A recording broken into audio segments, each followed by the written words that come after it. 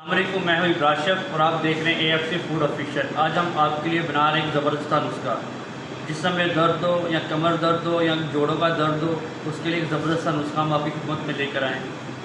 हमने नुस्खे के लिए हमने ये इसमें गूंद और गुतीरा लिया है तकरीबन 250 ग्राम, और किक्कर गूंद की ली है देसी 100 ग्राम, सफ़ेद मूसली है इसमें तकरीबन 35 ग्राम हमने ली है, अक्कर करा लिया है इसमें 35 ग्राम, 20 ग्राम इसमें सौंफ ली है, 20 ग्राम सब्ज़ इलायची है हमारे पास, और 150 ग्राम इसमें ये मिश्री है, और 150 ग्राम सिंघाड़े हमारे पास।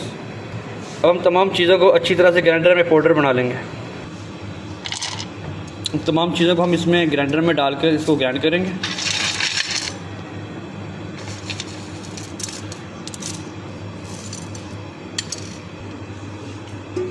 अब हम इसको ग्राइंड करेंगे।